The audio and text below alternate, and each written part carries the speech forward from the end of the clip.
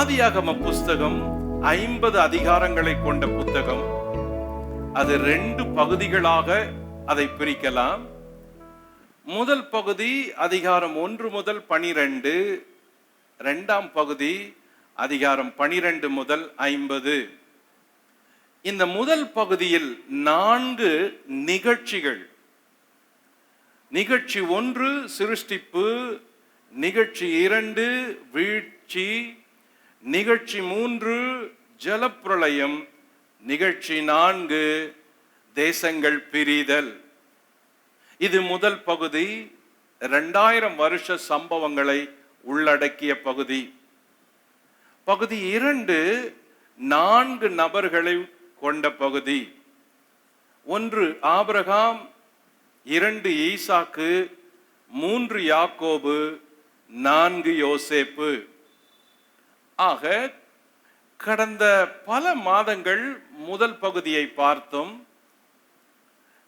அதற்கு பிறகு அந்த 2ஆம் பகுதியில் இருக்கிற முதல் நபரான ஆபிரகாம் என்ற அந்த முற்பிதாவை குறித்து பகுதி பகுதியாக, நிகழ்ச்சியாக, அதிகாரமாக நிகழ்ச்சிகளை பார்த்தோம்.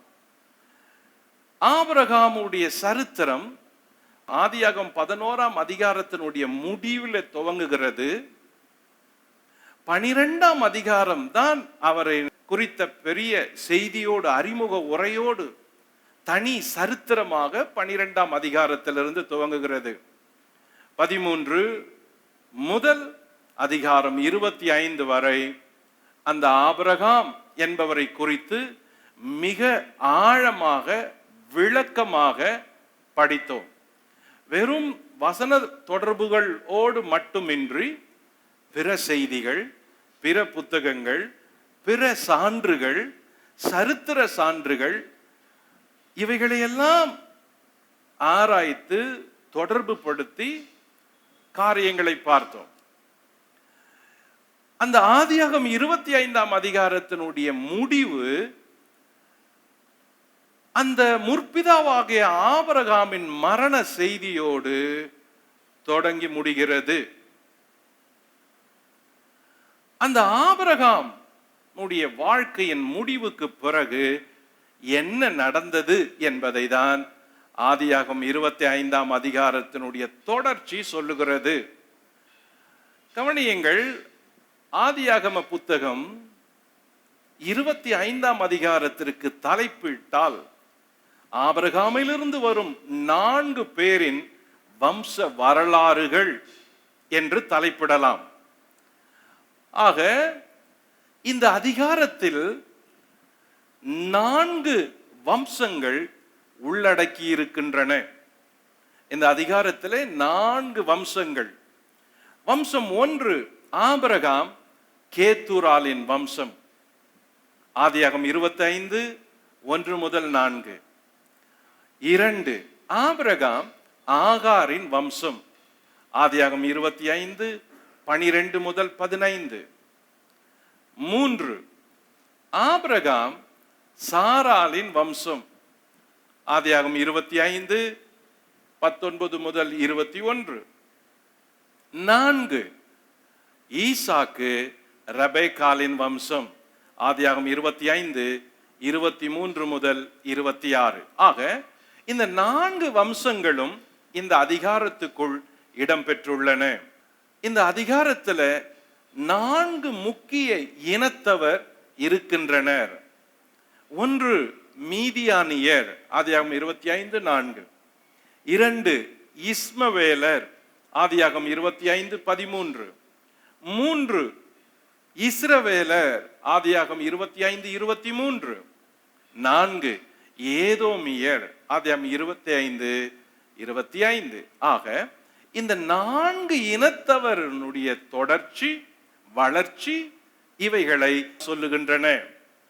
அதற்கு பிறகு ஆதியாகமம் 25இல் 4 முக்கிய இடங்கள் இந்த அதிகாரத்தில் சொல்லப்பட்டுள்ளன. 1 ஆபிரகாம் கேத்தூராலின் பிள்ளைகள் குடியேறின கீழ்தேசம். ஆதியாகமம் 25 6.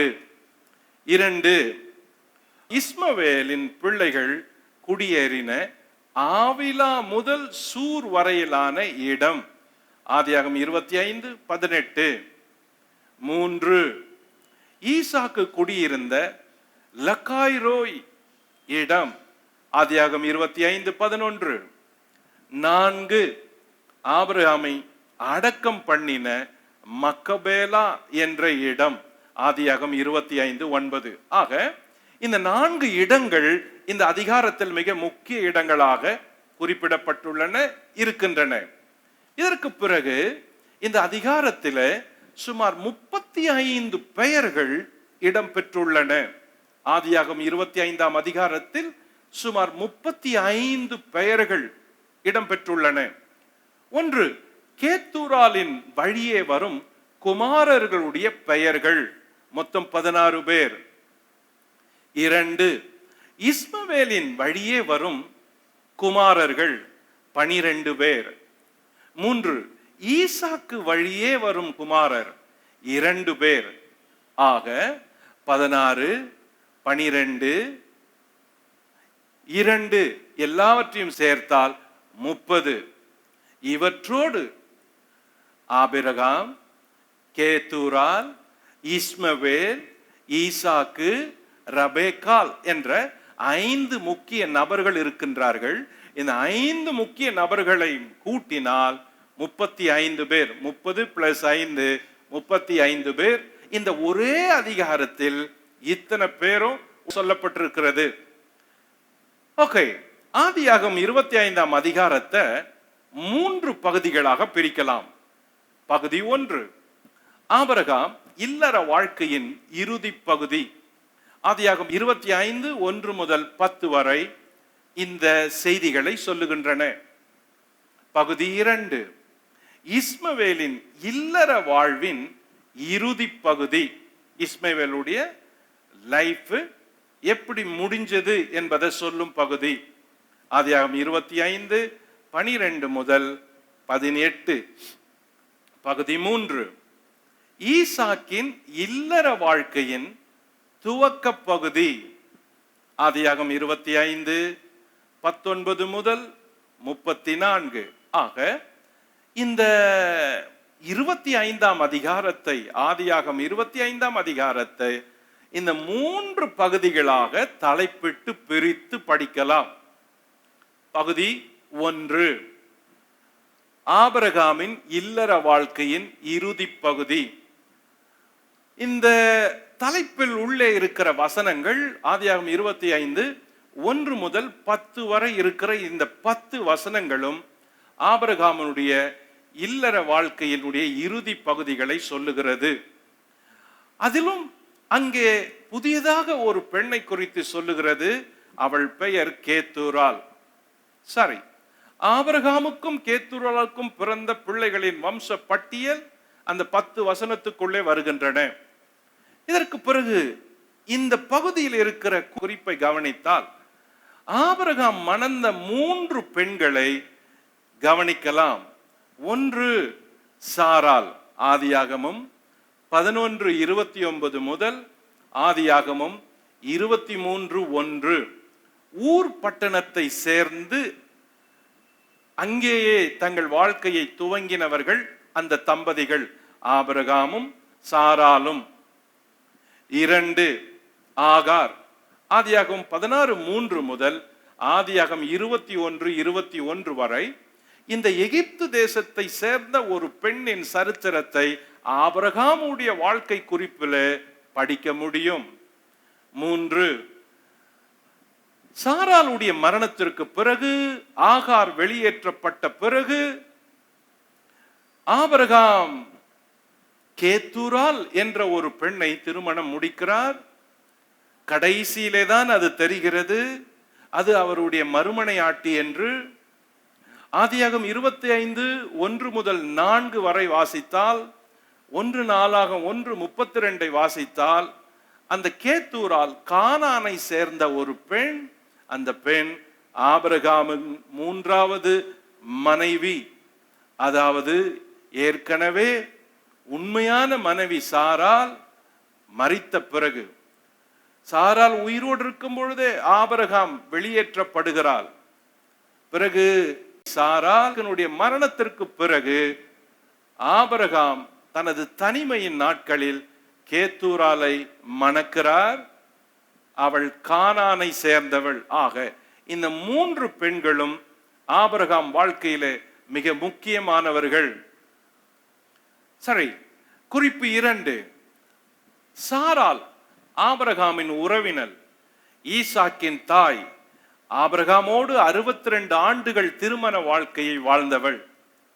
2. ஆகார், சாராளின் அடிமை பெண், இஸ்மவேலின் தாய்.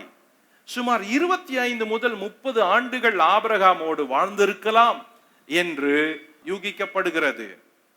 3. கேத்தூரால், சாராளின் மரணத்திற்கு பின் ஆபிரகாம் இவளை மனம் முடித்தான். சுமார் 35 ஆண்டுகள் இவள் ஆபிரகாமோடு வாழ்ந்திருக்கலாம் என்று கணிக்கப்படுகிறது. ஆக இந்த குறிப்பு, இவற்றுக்கு பிறகு இந்த குறிப்போடு ஆபிரகாமுடைய மரண செய்தியோடு இந்த அதிகாரம் முடிகிறது. கவனியுங்கள், ஆதியாகமம் 25:1 கேத்தூராலையும் அவள் பெற்ற பிள்ளைகளையும் குறித்து சொல்லுகிறது. ஆதியாகமம் 25:7-8 7ஆம் வசனம், ஆபிரகாம் உயிரோடு இருந்த ஆயுசு நாட்கள் 175 வருஷம். பிற்பாடு ஆபிரகாம் நல்ல நரை வயதிலும் முதிர்ந்த பூரண ஆயுசிலும் பிராணன் போய் மரித்து தன் ஜனத்தாரோடு சேர்க்கப்பட்டான்.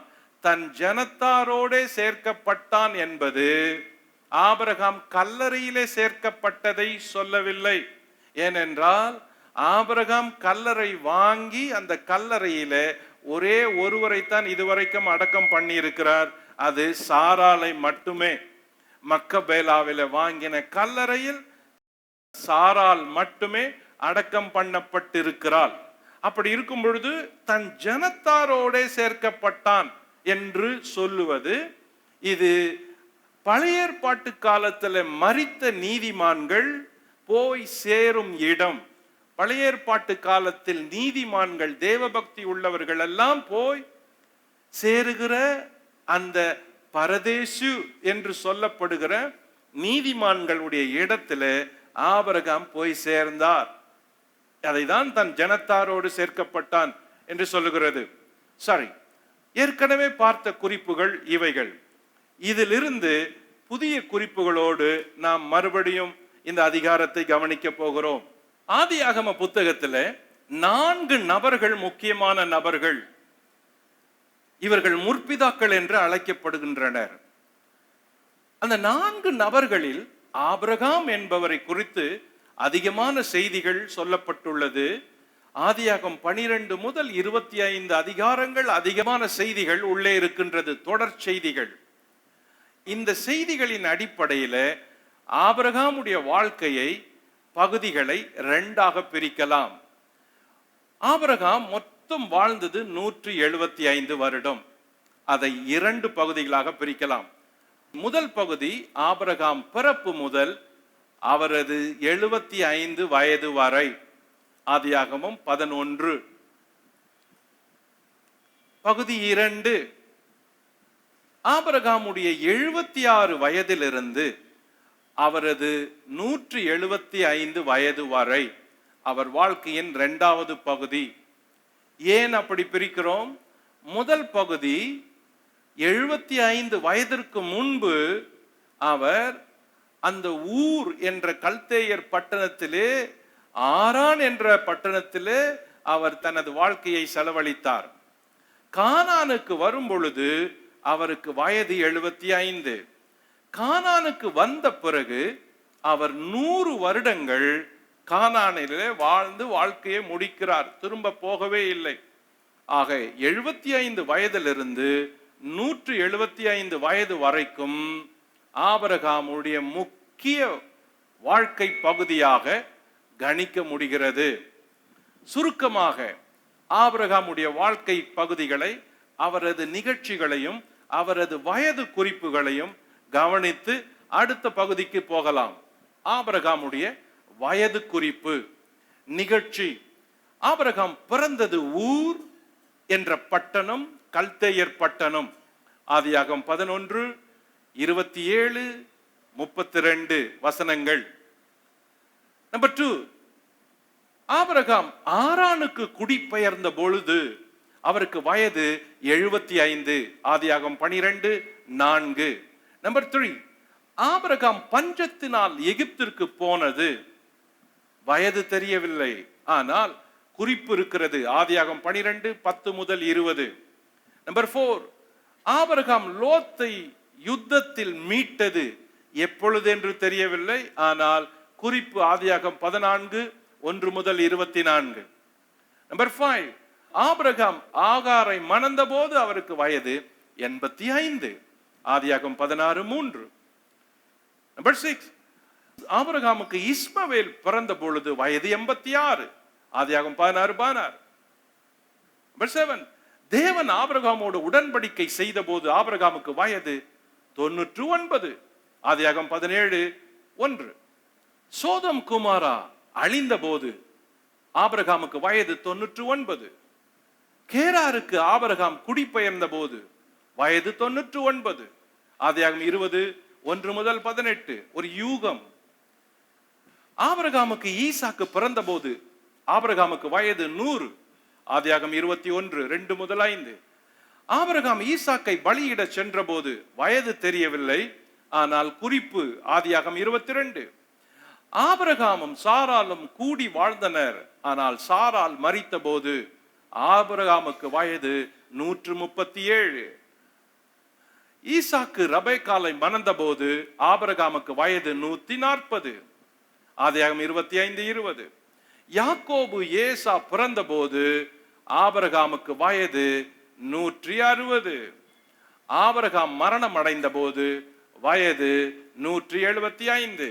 கவனியுங்கள், இந்த அதிகாரத்தில் முதலிலே ஆதியாகமம் 25 1 முதல் 7-8 வசனங்களை கவனித்தால் ஆபிரகாம் மரித்து விடுவதாக சொல்லுகிறது. அதற்கு பிறகு இஸ்மவேல் வாழ்ந்து மரித்து விடுவதாய் சொல்லுகிறது. அதற்கு பிறகு ஈசாக்கு அவன் பெற்ற பிள்ளைகள் வாழ்கிறார்கள் என்பதை 19ஆம் அதிகாரம் ஈசாக்கின் வம்ச வரலாறு என்று துவங்குகிறது. ஒரு வாசகனுக்கு என்ன தோன்றும் இதை படிக்கும் பொழுது என்றால், ஆபிரகாம் மரித்த பிறகுதான் ஈசாக்குக்கு பிள்ளை பிறக்கிறார்கள். கவனியுங்கள், அதற்கு தான் வயது குறிப்பு மிக முக்கியம். ஆபிரகாமுக்கு ஈசாக்கு பிறக்கும் பொழுது வயது 100. சாரி, ஆபிரகாம் ஈசாக்குக்கு திருமணம் செய்த பொழுது வயது 40 ஈசாக்குக்கு. அப்படின்னா ஆபிரகாமுக்கு வயது என்ன? ஆபிரகாமுக்கு வயது என்ன? 140. சரி, ஈசாக்குக்கு பிள்ளைகள் பிறக்கும் பொழுது வயசு 60. அப்படின்னா ஆபிரகாமுக்கு வயசு என்ன? 160. பிள்ளைங்க எந்த வயசுல பிறக்கிறாங்க? ஈசாக்குக்கு எந்த வயசுல பிறக்கிறாங்க? 60 வயசுல. அப்ப ஆபிரகாமுக்கு வயசு என்ன? 160. சரி, ஆபிரகாம் மரிக்கும் பொழுது வயசு என்ன? 160 175 வரைக்கும். எவ்வளவு வருஷம்? அப்போ ஈசாக்குடைய பிள்ளைங்க ஈசாக்குக்கு பிறக்கும் பொழுது 60 வயசுல ஈசாக்குக்கு பிறக்கிறாங்கன்னா ஆபிரகாமுக்கு 175 ஆகிறப்ப பேர பிள்ளைங்களுக்கு வயசு என்ன? 15. அப்போ இங்க இந்த அதிகாரத்தை படிக்கிறப்ப முதல்ல ஆபிரகாம் இறந்துட்டாரு அப்படின்னு சொல்லுது. ஆனா நிகழ்ச்சியை எழுதுறவன் ஒரு நல்ல ஞானி, அறிவாளி.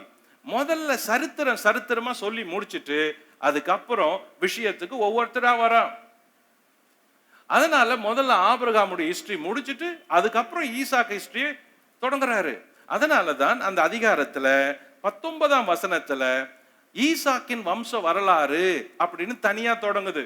ஏன்னா ஆபிரகாமுடைய ஹிஸ்டரி முடியுது, இப்ப ஈசாக்குக்கு பார்க்க போறோம். வாசகனுடைய படிப்புக்காக இவைகள் எழுதப்பட்டது. நிகழ்ச்சிகள் வரும் பொழுது வேறு வகையில யோசிக்க வேண்டியது இருக்கிறது. ஆபிரகாமுடைய 175 வயதிலே தனது 15 வயது பேர பிள்ளைகளை அவர் அறிந்திருக்கிறார். இததான் எபிரேய நிருபத்துல ஆபிரகாம் விசுவாசத்தினாலே ஈசாக்கோடும் யாக்கோபோடும் தன்னுடைய பிள்ளைகள் ஈசா யாக்கோபோட கூடாரத்துல குடியிருந்தான் அப்படின்னு சொல்லப்படுது.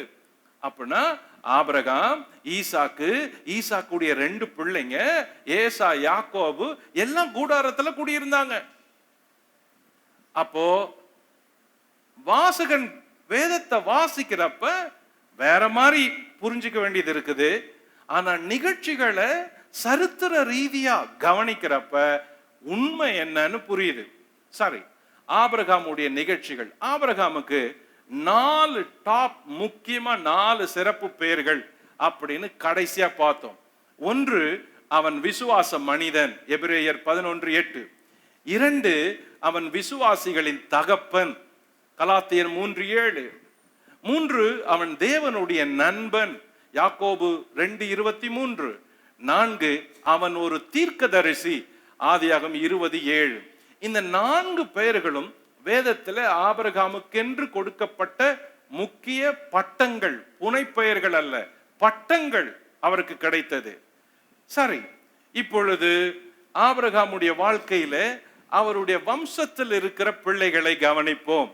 இந்த அதிகாரத்தில் இருக்கிற வம்சங்களை கவனியுங்கள். தேராகு, ஆபிரகாம். இந்த ஆபிரகாமுக்கு சாராள் என்ற ஒரு மனைவி, இந்த ஆபிரகாமுக்கு ஆகார் என்ற இன்னொரு மனைவி, இந்த ஆபிரகாமுக்கு கேத்தூரால் என்ற மறுமனையாட்டி. இப்பொழுது ஆபிரகாம் சாரால் பெற்றது ஈசாக்கு, ஈசாக்கு யாக்கோபு, ஏசா என்ற 2 பேர். ஆபிரகாம் சாரால் என்று வரும் பொழுது இந்த வம்சம். ஆபிரகாம் கேத்தூரால் என்று வரும் பொழுது இந்த 1, 2, 3, 4, 5, 6 பேர். இந்த 6 பேர்ல யக்ஷான் அவங்களுக்கு 2 பேரு, அதுக்கு அதுல ஒருத்தனுக்கு 3 பேரு, அதுக்கு பிறகு மீதியான் அவங்களுக்கு 3 பேரு, அதுல இருந்து முக்கியமான 2 பேர் என்று இவங்க ஃபேமிலிய தனி ஒரு கூட்டமா மாறுறாங்க. இவங்க குடும்பம் தனி ஒரு கூட்டமா மாறுது. ஆகார், இஸ்மவேல் இவங்களுடைய குடும்பம் தனி குடும்பமா மாறுது. இப்ப இந்த அதிகாரத்துல வருகிற இவ்வளவு பெயர்களும் மிக முக்கியமான பெயர்கள். ஆபிரகாம், ஆகார், இஸ்மவேல், இஸ்மவேலுடைய வம்சங்கள் இவ்வளோ பேரும். இப்போ கவனிங்க, இஸ்மவேலுடைய வம்சங்கள் இங்க என்னெல்லாம் நாடுகள் நமக்கு தெரியுதோ இந்த நாட்டவரெல்லாம் இஸ்மவேலுடைய சந்ததியிலிருந்து வந்தவங்க. Bahrain, Iraq, Kuwait, Libya, Morocco, Oman, Saudi Arabia, United Emirates, Sudan, Qatar, Yemen. இந்த நாடுகளை ஞாபகம் வைத்துக் கொள்ளுங்கள். இந்த நாடுகள் இருக்கிற எல்லாரும் ஒரு காலத்தில் இஸ்மவேலினுடைய சந்ததியிலிருந்து வந்தவர்கள். அதே போல ஏசா, அன்றைய ஏதோமியர், இன்றைய ஜோர்தான் பகுதியில வசிக்கிறவர்கள் ஏசா வம்சத்துல வந்தவர்கள். அதே போல கேத்தூரால், இந்த கேத்தூரால் உடைய சந்ததியில வருகிறவர்கள் ஈரான் தேசத்தையும் ஈராக் தேசத்தையும் சேர்ந்தவர்கள். அதே போல லோத்துடைய சந்ததியில வருகிற மோவாப்பியர், அம்மோனியர் இன்றைய யோர்தான் பகுதியில ஜோர்டான் நாட்டை சேர்ந்தவர்கள். கடைசியில ஆபிரகாம், ஈசாக்கு, யாக்கோபு என்ற சந்ததியில வருகிறவர்கள் இஸ்ரவேலை சேர்ந்த இன்றைய யூதர்கள். ஆக ஒரு தகப்பன், அந்த ஒரு தகப்பன் மூலம் இத்தனை சந்ததிகளும் இத்தனை தேசத்தவர்களாக மாறி இருக்கிறார்கள். ஆகவேதான் ஆபிரகாம் தகப்பன் என்று அழைக்கப்படுகிறார். அவர் மாம்சப்படியும் தகப்பன் பழைய ஏற்பாட்டு மக்களுக்கு, அவர் விசுவாசிக்கிற விசுவாசிகளுக்கு தகப்பன் புதிய ஏற்பாட்டில. ஆகவே அவரை நாம் அவ்வளவு எளிதாய் மறக்கவும் முடியாது, அவ்வளவு எளிதாய் தவிர்க்கவும் முடியாது. ஆதியாகமம் 25ஆம் அதிகாரத்தின் 2ஆம் பகுதி, இஸ்மவேலின் இல்லற வாழ்க்கையின் இறுதி பகுதி. அந்த இஸ்மவேலை குறித்து இந்த இடத்துல 12ஆம் வசனத்திலிருந்து வாசிப்போம். சாராளுடைய அடிமை பெண்ணாகிய எகிப்து தேசத்தாலான ஆகார் ஆபிரகாமுக்கு பெற்ற குமாரனாகிய இஸ்மவேலின் வம்ச வரலாறு. பற்பல சந்ததிகளாய் பிரிந்த இஸ்மவேலின் புத்திரருடைய நாமங்கள் ஆவன. இஸ்மவேலுடைய மூத்த மகன் நெபாயோத், பின்பு கேதார், அத்பியேல், மித்ஸ்பாம், மிஷ்மா, தூமா, மாசா, ஆதார், தேமா, யத்தூர், நாபீஸ், கேத்மா என்பவைகளே. ஓகே, அப்படியே இருக்கட்டும். திரும்ப அங்க வருவோம்.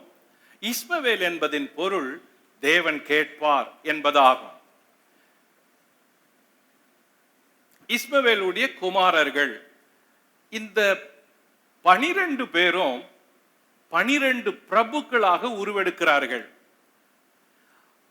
அன்னைக்கு எப்படி பிரபுக்களா உருவெடுத்தாங்களோ அதே மாதிரி தான் இன்னைக்கு மன்னர்கள் போல அவங்க சந்ததியில ஒரு தேசத்துக்கு தலைவராகவே எல்லாரும் இருக்கிறாங்க. ஒவ்வொருத்தரும் அந்த மன்னர் பரம்பரை, அந்த பிரபுக்கள் பரம்பரை, அப்படிதான் இன்னைக்கு வரைக்கும் இருக்குது. சரி, இந்த 12 பேரையும் வாஸ்தம். நெபாயோத், கேதார், அத்பியேல், மிம்சாம், மிஷ்மா, தூமா, மாசா, ஆதார், தேமா, யத்தூர், நாபீஸ், கேத்மா. ஓகே, இஸ்மவேல் ஆபிரகாமின் மூத்த மகன். ஆதியாகமம் 18, 15, 17, 23. இவன் ஆபிரகாமின் 86வது வயதில் பிறந்தவன். 3, இவன் கானான் தேசத்தில் உள்ள மம்ரே என்னும் இடத்தில் பிறந்தான் இஸ்மவேல். Number 4, Abraham கானான சேர்றாரு. சேர்ந்து 11 வருஷம் ஆகுது. அந்த 11வது வருஷத்துல இஸ்மவேல் பிறக்கிறான். ஆதி 16:3, 21:5. நம்பர் 5, இவன் தனது 13ஆம் வயதிலே விருத்த சேதனம் பண்ணப்பட்டான். ஆதியாகமம் 17:25. நம்பர் 6, சாராள் ஆகாரையும் இஸ்மவேலையும் வெளியேற்றினாள். அதாவது இஸ்மவேல் இந்த சாராளால் வெளியேற்றப்பட்டவன். ஆதியாகமம் 21, 14, 16. நம்பர் 7, இவன் பாரான் வனாந்தரத்தில் குடியிருந்தான். ஆதியாகமம் 21, 21. நம்பர் 8, இவன் வில் வித்தையில் வல்லவனானான். ஆதியாகமம் 21, 20. ஆக இஸ்மவேலை குறித்த குறிப்புகள், வெளியே இருக்கிற சில குறிப்புகள். இப்ப இந்த 12 பேரை படிச்சோம்ல, இந்த 12 பேர்ல என்ன ஆச்சுன்னா, இந்த இஸ்மவேலு ஒரு எகிப்திய பெண்ணை மணக்கிறான். அவங்க அம்மா போய் எகிப்திலேயே இருந்து ஒரு பெண்ணை அவனுக்கு திருமணம் பண்ணி வைக்கிறான். கவனிங்க, இஸ்மவேல் ரிபா என்ற எகிப்திய பெண்ணை மணந்தான். இவளுக்கு மேரிபா என்ற பெயரும் உண்டு. இஸ்மவேல் இவளிடத்தில் நெபாயோத், கேதார், அத்பியேல், மிப்சாம் என்பவர்களை பெற்றான். இது வெளியே இருக்கிற குறிப்பு. 12 பேர் இங்க ஒன்னா சொல்லுது இல்ல. இந்த 12 பேரும் ஒன்னா சொல்றப்போ ஒரு அப்பா, ஒரு இஸ்மவேலுக்கு பிறந்தவங்க, அது போல ஒரு தோற்றம் இருக்குது, உண்மை. ஆனா ஆண்கள் தான் எண்ணிக்கைக்குள்ள வருகிறவர்கள். பழைய ஏற்பாட்டுல அந்த பிள்ளைகள் ஆண்களின் கணக்குல தான் சேர்க்கப்படும், பெண்களின் கணக்குல இல்ல. ஆக இஸ்மவேல் என்ன பண்றான், தன்னுடைய 12 பிள்ளைகள் இருக்கிறாங்கல்ல, அதுல முதல் 4 பிள்ளைகளை இந்த ரிப்பா என்ற பெண்ணுக்கு பிறக்கிறாங்க. இந்த ரிப்பாவை தான் ஆகார் எகிப்திலிருந்து அழைச்சிட்டு வந்து தன்னுடைய மகனுக்கு திருமணம் பண்ணி வைக்கிறான். இது வெளிக்குறிப்பு, இது ரொம்ப முக்கியம் அப்படின்னு கிடையாது. பின்னாட்கள்ல இந்த ரிப்பா என்பவள் இஸ்மவேலுக்கும் பார்வைக்கும் ஆபிரகாம் பார்வைக்கும் கெட்டவளா காணப்படுறா. சண்டைக்காரி போல இருந்தாலாம். ஒரு நாள் ஆபிரகாம் வரப்ப இவ எழுந்தே நிக்கலையாம். ஆபிரகாம் வந்த கேள்வி கேட்டப்ப அவர் ஒட்டகத்திலே நின்று கேள்வி கேட்டாரு. குடிக்க தண்ணி கூட கொண்டு வந்து கொடுக்கலையாம். அவர் கண் முன்னாலேயே தன்னுடைய பிள்ளைகளை போட்டு அடிக்கிறாளாம். அவருக்குரிய கனத்தையும் மரியாதையும் கொடுக்காத ஒரு சண்டைக்காரி மாதிரி இவ இருந்ததுனால பின்னாட்கள்ல இவள் மேல இருந்த பற்று குறைந்து போய் இஸ்மவேல் வேறொரு பெண்ணை திருமணம் பண்ணா. இவளை எகிப்துக்கு துரத்தி விட்டாலாம். பின்னாட்கள்ல இந்த ரிப்பா என்பவள் இஸ்மவேலின் பார்வைக்கும் அவனது தந்தை ஆபிரகாமின் பார்வைக்கும் கெட்டவளாய் காணப்பட்டதனால் இவளை இஸ்மவேல் எகிப்துக்கு துரத்தி விட்டாள் முதல்ல. இதற்கு பிறகு இஸ்மவேல் கானானுக்குள்ள ஒரு பெண்ணை மணந்தான். அவளது பெயர் மல்சுத். இவள் இஸ்மவேலுக்கு மிஷ்பா, தூமா, மாசா, ஆதார், தேமா, யத்தூர், நாபிஸ், கேத்மா ஆகிய பிள்ளைகளை பெற்றார். மொத்தம் 12 பேரு. முதல் 4 முதல் மனைவிக்கும், மீதம் இருக்கிறவங்க இந்த 2வது மனைவிக்கும் பிறந்த பிள்ளைங்க. இது ஒரு சின்ன குறிப்பு, சரித்திர குறிப்பு, அவ்வளவுதான். இதுக்கு பிறகு வெளிக்குறிப்பு. இஸ்மவேலில் இந்த 12 பிள்ளைகளும் பிரபுக்களாக இருந்து தங்கள் தேசத்தின் எல்லையை வகுத்து கொண்டனர். இவர்கள் ஆவிலா துவங்கி எகிப்துக்கு எதிராக அசிரியாவுக்கு போகிற வழிக்கும் சூர் மட்டும் வாசம் பண்ணினார்கள். இது அவன் சகோதரர் எல்லாருக்கும் முன்பாக அவன் குடியேறிய பூமி. இப்ப ஆதியாக 25:18 படிக்கணும். அவர்கள் ஆவிலா துவக்கி எகிப்துக்கு எதிராக அசிரியாவுக்கு போகிற வழியில் இருக்கும் சூர் மட்டும் வாசம் பண்ணினார்கள். இது அவன் சகோதரர் எல்லோருக்கும் முன்பாக அவன் குடியேறின பூமி. எல்லாருக்கும் முன்னால அவங்க குடியேறினாங்க. யாரு? இந்த 12 பேரு. இப்படி வாசிக்கிறப்ப விளங்காது இல்ல? ஏன்னா இது ஜியோகிராபிக்கல் நோட்ஸ். ஆவிலா எங்க இருக்கு தெரியாது, எகிப்து எவ்வளவு தூரம் தெரியாது, அசிரியாவுக்கு போகிற வழி எது தெரியாது, சூர் மட்டும் வாசம் பண்ணாங்க தெரியாது. கவனிங்க, இப்போ இதான் ஆவிலா. இங்க இருக்குது இஸ்ரவேல், கானான். ஆவிலா அங்க இருக்குது, சூர் இங்க இருக்குது. இந்த ஏரியா முழுசும் அவங்க குடியேறியது. UAE, Qatar, Doha, Bahrain, Kuwait, Oman, Saudi Arabia எல்லாமே. இப்போ இங்க இருக்கிறவங்க எல்லாம், இன்றைய நாட்கள்ல இருக்கிறவங்க எல்லாம் உங்களுக்கு தெரியும். அப்போ இங்க இருந்த ஆதி பிதாக்கள் எல்லாம் இதோ இந்த இஸ்மவேலுடைய பிள்ளைங்க குடியேறிய இடங்கள்ல இருந்து வந்தவங்க. ரொம்ப பேரு தப்பா சொல்றாங்க. நம்மளும் இஸ்லாமியரும் பிரதரு, கிறிஸ்தவங்களும் முகமதியரும் இஸ்லாமியரும் பிரதர். ஏன்? அவங்க அப்பா ஆபிரகாம், நமக்கும் அப்பா ஆபிரகாம். அவங்க ஆகாருடைய மகன் இஸ்மவேலு. இஸ்மவேல்ல வழி வந்தவங்க எல்லாம் இஸ்லாமியர், முஸ்லிம். நம்ம அப்பா ஆபிரகாம், அவங்க பையன் ஈசாக்கு வழி வந்தவங்க எல்லாம் யூதர்கள். அந்த யூதர்கள்ல இருந்து அப்புறம் எல்லா கிறிஸ்தவங்க எல்லாம் வந்தாங்க. ஆக 2 பேரும் ஒரே குடும்பத்தாரு அப்படின்னு சொல்றோம். சில பிரசங்கிகள் கூட அதை தப்பா சொல்றாங்க. மோஸ்ட்லி கிறிஸ்தவங்களுக்கு எல்லாருக்கும் அது அடிமனதுல பதிந்துருச்சு. கவனிங்க, இஸ்மவேலர் இஸ்லாமியர் அல்ல. இஸ்லாமியர் யார்? அப்போ இஸ்மவேலர் இஸ்லாமியர் அல்ல. அப்ப இஸ்லாமியர் யாரு? இஸ்லாமியர் இயேசு கிறிஸ்துவுக்கு பிறகு 500 வருஷம் கழிச்சு பிறந்த நபிகள் நாயகம் என்ற நபிமார் தோற்றுவித்த ஒரு மதத்தை பின்பற்றவங்க தான் இஸ்லாமியர். எப்போ?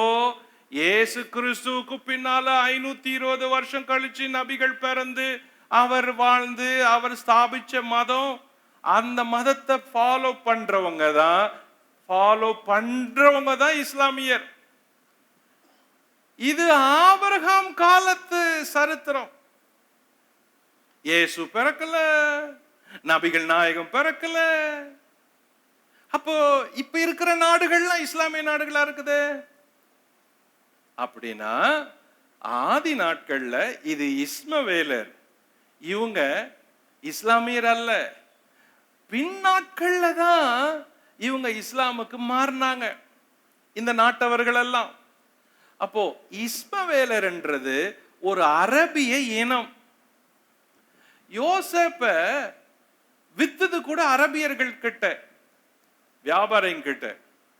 அரபியர்கள் என்றது ஆதி நாட்கள்ல ஒரு இனத்தவர். அந்த நாட்கள்ல அவங்களுக்கு நபிகளும் தெரியாது, எந்த இஸ்லாம் மார்க்கமும் தெரியாது. அப்போ ஆபிரகாம் காலத்துல நபியோ நபி மார்க்கமோ இஸ்லாமோ கிடையாது இருந்தப்போ இஸ்மவேலர் எப்படி இஸ்லாமியர்னு சொல்ல முடியும்? இல்லையே.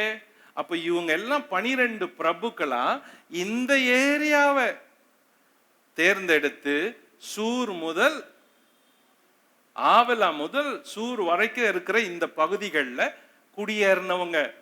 இவங்க பின்னாட்கள்ல இஸ்லாமுக்கு மாறினாங்க. அதனாலதான் இங்க இருக்கிறவங்க எல்லாம் இஸ்லாமியரா இருக்கிறாங்க. ஒரே ஒரு ஒற்றுமை. இவங்க ஆதி நாட்கள்ல இருந்தப்பவே இவங்களுக்கு நிலா தெய்வ வழிபாடு இருந்துச்சு. இஸ்லாமியர்களாக மாறப்பட்ட பிறகு கூட அந்த நிலா அவர்களுக்கு பொதுவான நிலா வழிபாட்டு சின்னமா இருக்குது இன்னைக்கும். அதனாலதான் இஸ்லாமியர்களுடைய நிலா வழிபாட்டு சின்னமா அதை பார்த்துதான் அவங்க வழிபடுறாங்க. அந்த நாட்கள்ல நபிகள் பிறக்கிறதுக்கு முன்னாடி, இஸ்லாம் பிறக்கிறதுக்கு முன்னாடி இதோ இங்க அந்த நிலா வழிபாடெல்லாம் இருந்துச்சு. ஆக இஸ்மவேலர் அப்படின்னா யாருன்னு தெரியுது. கவனிங்க இந்த மேப்பை. இங்க இருக்கிறது நபிலாத், கேதார், ஷிபா, இதெல்லாம் இந்த இஸ்மவேலர் குடியேறிய இடம். இங்க இருக்குது கானான்.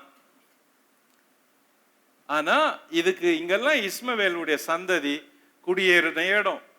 அப்போ இன்னைக்கு இருக்கிற இந்த இடங்கள்லாம் பாருங்க, இந்த வளைகுடா பகுதிகள் எல்லாம் எல்லாரும் இஸ்மவேலுடைய ஆதி சந்ததியிலிருந்து வந்தவங்க.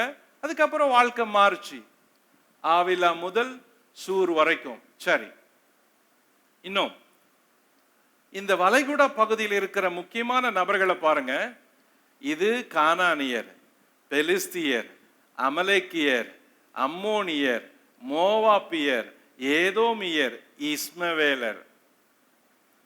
அப்போ இந்த ஏரியாவில் இருக்கிற எல்லாருமே இந்த அதிகாரத்துல சொல்லி இருக்கிற இடங்கள்ல தான் குடியேறி இருக்கிறாங்க. இவங்க இந்த ஏரியா குடியேறியதான் இவங்க எல்லாருமே இந்த சந்ததியிலிருந்து வந்தவங்கன்றதுக்கு அடையாளமா இருக்குது. இன்னைக்கும் அவங்கள பிரபுக்கள் மாதிரி தான் ஆள்றாங்க. ஓகே, சோ இதுக்குரிய வசனங்கள்லாம் இங்க இருக்குது. இந்த பகுதிகளில் எல்லாம் குடியேறின பகுதிகள். அப்ப இதுல இருந்து என்ன தெரிஞ்சுக்கிறோம்? இஸ்மவேலர் யாரு, இஸ்லாமியர் யாரு அப்படின்ற ஒரு குறிப்பை இந்த அதிகாரம் நமக்கு சொல்லுது. ஆக இதுதான் பார்த்தோம். இந்த வேதத்துல சொல்ற இந்த நாடுகள் இன்றைய பெயர்கள் ஈராக், யோர்தான், Saudi Arabia, Yemen, Oman, Sudan, Ethiopia, UAE, Kuwait, Dubai, Abu Dhabi, Qatar, Bahrain பகுதிகள் எல்லாம் ஒரு காலத்தில் இந்த இஸ்மவேலரின் 12 பிள்ளைகளின் மூலமாய் குடியேறிய ஆதிஸ்தானங்கள். ஓகே, பகுதி 3, ஆதியாகமம் 25 3வது பகுதி. ஈசாக்கின் இல்லற வாழ்க்கையின் துவக்க பகுதி வாசிப்போம். ஆதியாகமம் 25:19 முதல். ஆபிரகாமின் குமாரனாகிய ஈசாக்குடைய வம்ச வரலாறு. ஆபிரகாம் ஈசாக்கை பெற்றான். ஈசாக்கு ரெபேக்காலை விவாகம் பண்ணுகிற போது 40 வயதாயிருந்தான். இவள் பதானாராம் என்னும் சீரியா தேசத்தானாகிய பெத்துவேலுக்கு குமாரத்தியும் சீரியா தேசத்தானாகிய லாபானுக்கு சகோதரியுமானவள். மலடியாயிருந்த தன் மனைவிக்காக ஈசாக்கு கர்த்தரை நோக்கி வேண்டுதல் செய்தான். கர்த்தர் அவன் வேண்டுதலை கேட்டருளினார். அவன் மனைவி ரெபேக்கால் கர்ப்பம் தரித்தாள். அவள் கர்ப்பத்திலே பிள்ளைகள் ஒன்றோடொன்று மோதி கொண்டிருந்தன. அப்பொழுது அவள், இப்படியானால் எனக்கு எப்படியோ என்று சொல்லி கர்த்தரிடத்தில் விசாரிக்கும்படி போனாள்.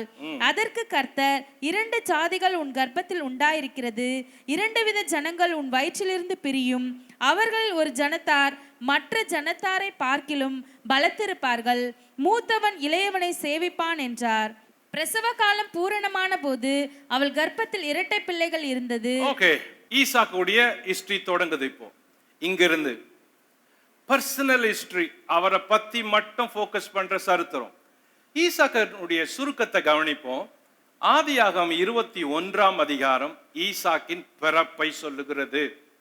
நம்பர் 2, ஆதியாகமம் 22 அதிகாரம் ஈசாக்கை ஆபிரகாம் பலியிட்டதை சொல்லுகிறது. நம்பர் 3, ஆதியாகமம் 24 அதிகாரம் ஈசாக்குக்கு திருமணம் நடந்த விதத்தின் நிகழ்ச்சியை சொல்லுகிறது.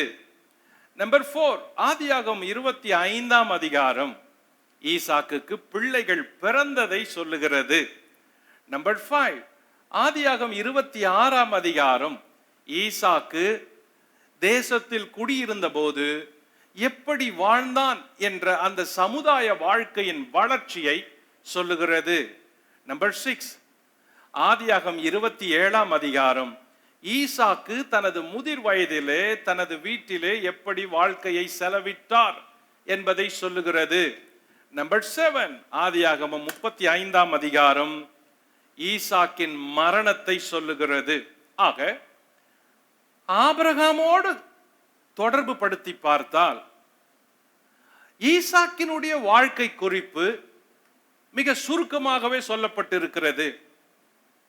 ஆபிரகாமுடைய நிகழ்ச்சிகளின் வரலாற்றை ஒப்பிட்டு ஆராய்ந்தால் ஈசாக்குடைய வாழ்க்கை வரலாறு மிக சுருக்கமாகவும் அதிலும் சில இடங்களில் விளக்கமாகவும் சொல்லப்பட்டிருக்கிறது. ஆனால் பர்சனலா அவர் ஹிஸ்டரிய அவர் மேல போக்கஸ் பண்ற அந்த சப்ஜெக்ட் தொடங்குற இடம் ஆதியாகமம் 25.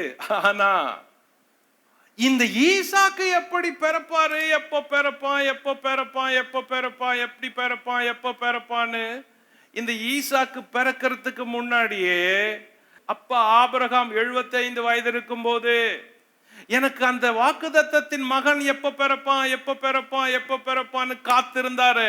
அப்பவே இந்த ஈசாக்கினுடைய நிழல் சரித்திரம், எதிர்பார்ப்பின் சரித்திரம், உருவமில்லாத சரித்திரம், அந்த கதையின் கரு ஆபிரகாமுடைய கருவில் இருந்துச்சு. ஈசாக்கு அப்ப பிறக்கல. ஆனா ஈசாக்கு எப்ப பிறப்பாரு?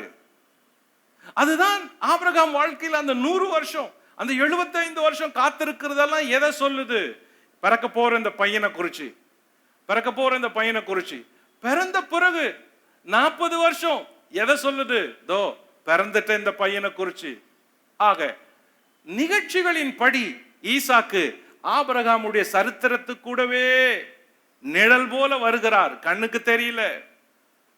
ஆனால் வசனத்தின் படி, செய்தியின் படி ஆபிரகாம் மரித்த பிறகு ஈசாக்கின் தனித்துவமான அந்த செய்தி இந்த 25 அதிகாரத்திலிருந்து துவங்குகிறது. ஆகையினாலதான் இதை நம்ம புதுசா பார்க்கிற மாதிரி இவரை பார்க்க முடியாது.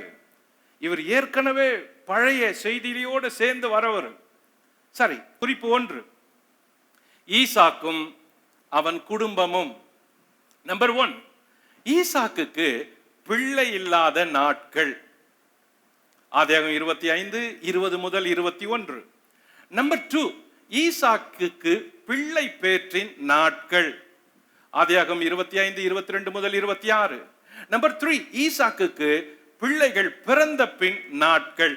ஆதியாகமம் 25, 27 முதல் 34. ஆக மீதம் இருக்கிற இந்த அதிகாரம் முடிய, அதாவது 25 அதிகாரத்தினுடைய முடிவு இருக்கிறது பாருங்கள், 34 வசனம். இந்த 19 வசனத்துல இருந்து 34 வசனம் வரைக்கும் இருக்கிற நிகழ்ச்சிகளை, செய்திகளை இந்த 3 தலைப்புக்குள்ள கொண்டு வரலாம். சரி, முதல் தலைப்பு என்ன? ஈசாக்குக்கு பிள்ளை இல்லாத நாட்கள். கவனிப்போம். ஈசாக்குக்கு பிள்ளை இல்லையாம். 20 வசனம். ஈசாக்கு ரெபெக்காளை விவாகம் பண்ணுகிற போது 40 வயதாயிருந்தான். இவள் 16 என்னும் சீரிய தேசத்தானாகிய பெத்துவேலுக்கு குமாரத்தியும் சீரியா தேசத்தானாகிய லாபானுக்கு சகோதரியுமானவள். மலடியாயிருந்த தன் மனைவிக்காக ஈசாக்கு கர்த்தரை நோக்கி வேண்டுதல் செய்தான். கர்த்தர் அவன் வேண்டுதலை கேட்டருளினார். அவன் மனைவி ரெபெக்காள் கர்ப்பம் தரித்தாள். 40 வயசுல திருமணம் ஆச்சு, ஆனா பிள்ளை இல்ல. பிள்ளை பிறக்கும் போது வயசு 60 அப்படின்னு வேதம் சொல்லுது. கவனிங்க, அவனுக்கு பிள்ளைகள் பிறக்கும் பொழுது 60 வயதுன்னு 26 வசனம் சொல்லுது. பின்பு அவன் சகோதரன் தன் கையினாலே ஏசாவின் குதிகாலை பிடித்துக்கொண்டு வெளிப்பட்டான். அவனுக்கு யாக்கோபு என்று பெயரிட்டார்கள். இவர்களை அவள் பெற்றபோது ஈசாக்கு 60 வயதாய் இருந்தான். அப்போ பிள்ளை பிறக்கிறப்போ வயசு 60, திருமணம் ஆகிறப்ப வயசு 40. 40ல இருந்து 60 வரைக்கும் 20 வருஷம் பிள்ளை இல்லாத வருஷம், பிள்ளை இல்லாத நாட்கள். அது ரொம்ப பெரிய வருஷம், கஷ்டமானது. ஈசாக்குக்கு திருமணம் ஆகும்போது வயசு 40, ஈசாக்குக்கு பிள்ளைங்க பிறக்கும் போது வயசு 60. ஈசாக்கு ரபேக்கால் வாழ்க்கையில 20 வருஷம் பிள்ளை இல்லாத இருந்தாங்க. இது எவ்வளவு பெரிய கஷ்டம் அப்படின்னு நினைச்சு பார்க்கறப்பதான் தெரியும்.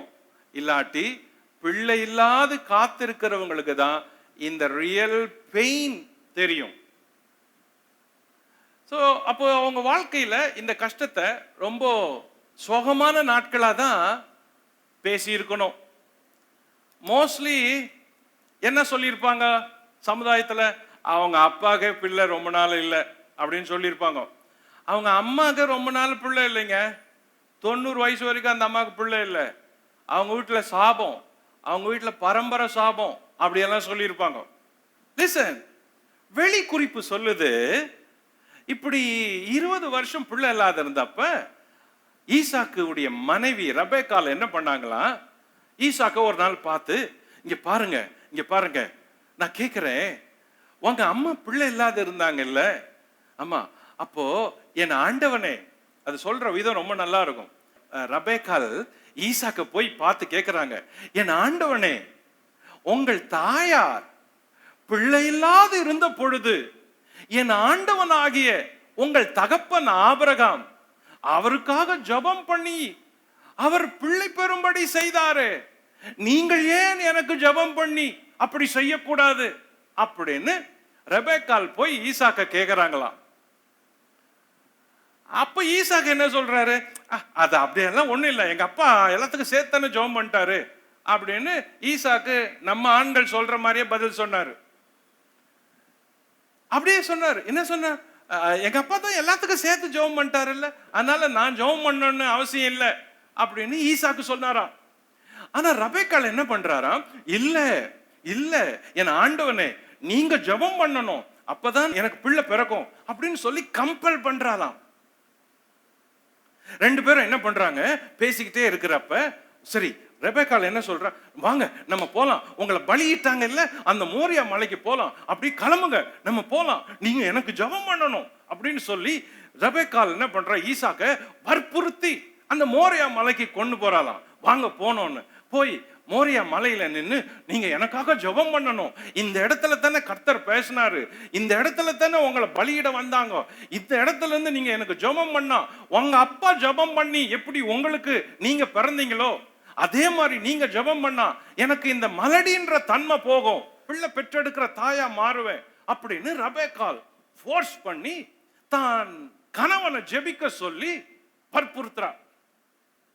இந்த இடம் எனக்கு ரொம்ப முக்கியமான இடம், இந்த இடம் முக்கியமான இடம். ஈசாக்கு வேண்டிக் கொண்டான் இருக்குது, கவனிங்க, ஈசாக்கு பிள்ளைக்காக வேண்டிக் கொண்டான் அப்படின்னு இருக்குது. 25-21 மறுபடியா இருந்த தன் மனைவிக்காக ஈசாக்கு கர்த்தரை நோக்கி வேண்டுதல் செய்தான். அப்படி வேண்டுதல் செஞ்சப்ப அந்த ஜெபத்தை கர்த்தர் கேட்கிறாரு. கர்த்தர் கேட்டதும் இவள் கர்ப்பம் தரிக்க ஆரம்பிக்கிறார். அப்போ பிள்ளை இல்லாத இருக்கிற ஒரு சூழல்ல எப்படி ஸ்திரீகள் ஜெபத்தினால அந்த சூழ்நிலையை மாத்தி காட்டினாங்கன்றதுக்கு இது ரொம்ப முக்கியம். பிள்ளை இல்லாத இருந்த குறைய தீக்கிறதுக்கு எப்படி ஒரு புருஷன் அந்த சூழலை ஜெப சூழலா மாத்தி தன் தடைகளை விலக்கும்படிக்கு ஜெபிச்சு காரியங்களை ஜெயிக்கிறான் அப்படின்றது ரொம்ப முக்கியம். கவனிங்க, இந்த நிகழ்ச்சிகள் சொல்லப்பட்ட பிறகு அவன் வேண்டுதல் செய்தான் அப்படின்னு வேதம் சொல்லுது. அவன் வேண்டுதல் செய்தான். அதுக்கப்புறம் அவள் கர்ப்பம் தரிக்கிறாள். கர்ப்பம் தரிச்சதும் 7 மாசம் ஆகுதான். 7வது மாசத்துல அவள் வயிற்றில் இருக்கிற பிள்ளைங்க ஒன்றோடு ஒன்று மோதுது. இது அவளுக்கு வயிற்று வலியை கொடுக்குதாம். இந்த 2 பிள்ளைங்களும் வயிற்றுல மோதி கொண்டு இருக்கிறப்ப வயிற்று வலி அவளுக்கு அதிகமா இருக்குதா, தாங்க முடியல. அப்ப போய் என்ன பண்றாளாம் ரெபெக்கா, எல்லா பெண்கள் இடத்துல போய், ஏங்க ஏங்க நீங்க கர்ப்பமா இருக்கிறப்ப உங்க வயிறு பெருசா இருந்தப்ப உங்க வயிற்றுக்குள்ள இருந்த பிள்ளை இந்த மாதிரி உதைச்சுச்சா, அப்ப உங்களுக்கு இப்படி வலிச்சுச்சா அப்படின்னு கேட்பாலாம். ஒவ்வொரு ஸ்திரியா போய், ஏங்க ஏங்க நீங்க கர்ப்பமா இருக்கிறப்ப உங்க வயிற்றுல இருந்த பிள்ளை இப்படிதான் உதைச்சுதா, ஐயோ எனக்கு ரொம்ப வயிறு தாங்க முடியல, எப்பவுமே இங்க போராட்டமா இருக்குதுன்னு ஒவ்வொரு பெண்ணிடத்துல போய் கேட்டப்போ அந்த பெண் சொல்லுவாங்களாம், எதிர இருக்கிறவங்க, இல்லையே எங்களுக்கு அப்படியெல்லாம் இல்லையே, உனக்கு மட்டும் என்ன வினோதமா இருக்குது அப்படின்னு. இந்த பெண்கள்லாம் இல்லையே இல்லையேன்னு சொல்றப்ப அவள் எதிர்பார்த்த பதில் அந்த பெண்கள் இடத்துல இல்லைன்னதுனால, சரி இதுக்கு பெண்கள் இடத்துல யார் இடத்துல நம்ம கேட்க முடியாது அப்படின்னு சொல்லி நேராவே ஆண்டவரிடத்திலே கேட்போம், ஆண்டவரிடத்துல போய் விசாரிப்போம் அப்படின்னு சொல்லி, ஏங்க வாங்க ஆண்டவனே, என் ஆண்டவனே வாரும், இதுக்கு என்னதான் முறை அப்படின்னு நான் போய் கேட்க போறேன் அப்படின்னு போய் தேவனிடத்துல விசாரித்தாலாம். இந்த சாப்டர்ல என்னை ரொம்ப பிரேக் போட்டு என்னை யோசிக்க வச்சு என்னை பிரமிக்க வச்சு என்னை ஆச்சரியப்படுத்தின இடம் இந்த இடம். வேதத்தை படிக்கிறப்ப அப்படியே நம்ம அங்க இருந்து படிக்கணும், அவங்க கூட இருந்து படிக்கணும், அங்க நிகழ்ச்சியோடு சேர்ந்து நின்று படிக்கணும். அப்பதான் அந்த வசனம் ஈர்ப்பு, நிகழ்ச்சியின் சாரம் ரத்தத்துக்குள்ள, நரம்புக்குள்ள, எலும்புக்குள்ள, இருதயத்துக்குள்ள ஓடும். இது எங்க நடக்கும்? இந்த மாதிரி எந்த புருஷன் எந்த மனைவி இப்படி பண்ணுவாங்க இந்த காலத்துல? வீட்டுல பிள்ளை இல்லைன்னா என்ன நடக்குது? வீட்டுல பிள்ளை இல்லைன்னா உடனே சண்டை நடக்குது, பிரிவு நடக்குது, மனஸ்தாபம் வருது. திருமணம் ஆச்சு, இவ்வளவு நாள் ஆச்சே, உனக்கு பிள்ளை பிறக்கலையான்னு வீட்டுல எல்லாம் கேவலமா பேசுறத ஆரம்பிக்கிறாங்க. அது ஒரு கூனி குறுகிற விஷயம் ஆகிடுது. ஒரு பிள்ளைக்காக ஒரு பெண் மேல பழி போட வேண்டியதாயிருச்சு. எத்தனை மாமியார் மாமனார் அந்த அந்த மருமகளை குற்றம் சாட்டுறாங்க. இன்னும் சில மாமியார்கள் அவளை டைவர்ஸ் பண்ணு, பிள்ளை இல்ல, வேற ஒருத்திய திருமணம் பண்ணுன்னு சொல்ற அளவுக்கும் துணிகரம் உள்ள மாமியார்கள் இருக்கிறாங்களே இருக்கிறாங்களே. ஒரு பெண்ணுக்கு பிள்ளை இல்லைன்னா அது ஒரு பெண்ணுடைய குற்றம் மட்டுமல்ல. ஆனா இந்த ஆண்கள் அப்படிதான் நினைக்கிறாங்க. இந்த ஆண்கள், புருஷன்மார்கள் தனக்கு திருமணமாகி பிள்ளை இல்லைன்னா அந்த மனைவியின் மீதும் பெண் மீதும் குற்றம் சாட்டி தங்கள் ஏதோ பாவம் செய்யாதவர்கள் போலவும் தங்கள் மேல குற்றம் இல்லாதவர்கள் போலவும் விளக்கி கொள்கிறாங்க. அதே வீட்டாரும் அதுதான் செய்யறாங்க. அவள் திருமணமாகி இவ்வளவு நாள் பிள்ளை இல்லைன்னு சொல்லி அவளை பார்க்கிற விதம், கேட்கிற விதம், திட்டுற விதம், வஞ்சகமா நடத்துற விதம், அவமானப்படுத்துற விதம் குடும்பத்தாருக்குள்ள நடக்குது. இது எல்லாம் மாம்சத்தின் கிரியை, விசுவாசம் இல்லாத மாய்மால கிரியை, மாம்சத்தின் கிரியை. See the spiritual couple, spiritual people. பிள்ளை இல்லைன்னா, திருமணமாகி பிள்ளை இல்லைன்னா அந்த பிள்ளைகளை எப்படி கர்த்தரிடத்துல வாங்கணும்ன்றத 20 வருஷம் காத்திருந்த ஒரு புருஷனும் மனைவியும் சொல்லி கொடுக்கறாங்க. கிறிஸ்தவங்களே, விசுவாசிகளே, உங்க வாழ்க்கையில திருமணமாகி உங்க பிள்ளைங்களுக்கு பிள்ளை இல்லாதப்ப குற்றம் சாட்டி பழி போட்டு பிரிந்து போவது பதில் அல்ல. தீர்வு வராது, தீர்வு வராது. பிள்ளைகள் கர்த்தரால் வரும் சுதந்திரம். அதுக்கு ஒரு பெண் பொறுப்பெடுக்க முடியாது, ஒரு ஆண் பொறுப்பெடுக்க முடியாது. இவ சொன்னா, வாங்க நீங்க ஜெபம் பண்ணணும், எனக்காக ஜெபம் பண்ணணும் அப்படின்னு வற்புறுத்தி புருஷனை ஜெபிக்க வைக்கிறா. புருஷனும் ஜெபிக்கிறான். இன்னைக்கு எத்தனை மனைவிகள் அப்படி ஜெபத்தை சார்ந்து நிக்கிறோம்? எத்தனை புருஷர்கள் பிள்ளை இல்லைன்னா மனைவியின் கையை பிடிச்சி மனைவிக்காக தினந்தோறும் கண்ணீரோட உபவாசம் இருந்து ஜெபம் பண்ற புருஷன் எத்தனை பேர்? எத்தனை பேர்? அப்பனா நீ ஆவிக்குரியவன் கிடையாது, ஆவிக்குரிய புருஷன் கிடையாது, நீ மாம்சத்துக்குரிய புருஷன். மனைவியை கொடுமைப்படுத்தினா, பிள்ளை இல்லைன்னு மனைவியை குத்தி காட்டினா, சண்டை வந்தா, மார்க்க பேதமா பார்த்தா, அவளை இன்சல்ட் பண்ணா, அவளை வீட்டை விட்டு துரத்துனா, அவளோட சண்டை போட்டா, அவளை திட்டினா, அது அவ குற்றம் இல்லை.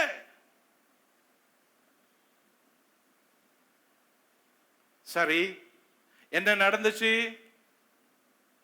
அங்க ஜெபம் பண்ணா, விசாரிச்சா, ஆண்டவர் அவனுக்கு வெளிப்பாட்டை கொடுத்தாரு. சரி, வாழ்க்கையில பிள்ளை இல்லைன்னா என்ன பண்ணலாம் பிரதர்? அதுக்கு என்ன பண்ணலாம்? முதல்ல ஜெபத்தோடு காரியத்தை தொடங்குறோம். அது எல்லாருக்குமே தெரியும். சில குறிப்புகளை, நடைமுறை வாழ்க்கைக்கு பிராக்டிக்கலா இருக்கிற சில குறிப்புகளை கவனிங்க. என் செய்தியை தொலைக்காட்சியில, யூடியூப்ல கேட்கிற உலகத்து முழுசும் இருக்கிற எல்லா தம்பதிகளுக்கும் சொல்றேன், கர்த்தர் உங்களுக்கு காரியத்தை அற்புதமா செய்வாரு. ஆனா சில காரியங்களை விசுவாசத்துல நம்ம நின்னு செய்ய வேண்டியது இருக்குது. விசுவாசத்துல நின்னு செய்ய வேண்டியது இருக்குது. கவனிப்போம். பிள்ளை இல்லாத தம்பதிகளுக்கு என்ன பதில், என்ன முடிவு இந்த சத்தியத்திலிருந்து? முதல்ல இருவரும் காலத்தோட திருமணம் செய்யணும். ஆணும் பெண்ணும். ஒரு பெண்ணுக்கு 30 வயது தாண்டின பிறகு பிரசவம், இயற்கையான பிரசவம், கர்ப்பம் தரித்தல், இதெல்லாம் குறைகிற நாட்கள் போகும். அப்போ பெண் பிள்ளைங்களுக்கு 20 வயசு இருக்கும் பொழுதே அவங்களுக்காக ஜெபம் பண்ண ஆரம்பிக்கணும். பலர் ஆஃபரை பார்த்து மிஸ் பண்றோம், வரவங்களை எல்லாம் மிஸ் பண்ணி இருக்கிறோம். வயசு 28, 30, 32 ஆச்சு, 35 ஆச்சு, குறை சொல்லி தவிர்த்தோம், பையன் நல்லா இல்லைன்னு தவிர்த்தோம், வேலை இல்லைன்னு தவிர்த்தோம், படிப்பு ஈக்குவலா இல்லைன்னு தவிர்த்தோம், வரதட்சணை கொடுக்கலன்னு தவிர்த்தோம். ஓ, வயசு போய்கிட்டே இருக்குது. முடிவு பின்னாலதான் எஃபெக்ட். சோ காலத்தோட திருமணம் பண்ணுவது என்பது தேவனுக்கு பயந்து நம்மை ஒப்பு கொடுப்பது. காலத்தை கடத்தி நம்ம போய்கொண்டே இருப்பது, நம்ம விருப்பத்தை நிறைவேற்றுறதுக்காக காலத்தை தள்ளுறது. எனக்கு அப்படி இருக்கணும், இப்படி இருக்கணும், இப்படி வரணும், அப்படி வரணும், இப்படி சரியில்லைன்னு சொல்றோம்ல, அது எல்லாமே நம்முடைய சுய விருப்பங்கள். தேவன் ஒரு பையனுக்கு பெண்ணையும், ஒரு பெண்ணுக்கு பையனையும் நியமித்திருப்பாரானால், அந்த பையன் பிறக்கிறப்பவே அவனுக்குரிய ஜோடி, அவனுடைய இணைப்பு அவனுக்காகவே பிறக்குது ஒரு இடத்துல. அதே மாதிரி ஒரு பெண் பிறக்கிறாள்னா, அவள் வாழ்க்கையினுடைய எதிர்காலத்தில் அவள் வாழ போற கணவன் பூமியில பிறக்கிறான். எங்கேயோ ஒரு இடத்துல அவனுடைய ஜோடி இருக்குது. ஆனால் அதை நேரத்தோட கண்டுபிடிக்கணும். நேரத்தை மிஸ் பண்ணிட்டா அந்த நபர் கிடைக்க மாட்டான். எத்தனையோ பேருடைய வாழ்க்கையில அப்படி தேவன் நியமிச்சவங்களை மிஸ் பண்ணதுனால அதுக்கப்புறம் வரத்தெல்லாம் லேட் ஆயிடுச்சு. காலத்தோட திருமணம் பண்ணா காலத்தோட கர்ப்பம் தரிக்க முடியும். ஓகே, நம்பர் 2, இருவரும் திருமணம் முடித்து பிள்ளைக்காக ஒரே இருதயத்தோட ஜெபிக்கணும். ஏன்னா அது திருமண வாழ்க்கையில் இருக்கிற ஒரு ஆசீர்வாதம், ஜெபம். அப்போ 2 பேருமே ஜெபத்தோட திருமணத்தை, குடும்பத்தை நடத்தணும், பயபக்தியோட, விசுவாசத்தோட, சந்தோஷத்தோட. நம்பர் 3, நாட்கள் ஆகிறது அப்படின்னா பொறுமையோட காத்திருக்கணும். பொறுமை கொஞ்சம் வேணும், ஆனா அது வராது.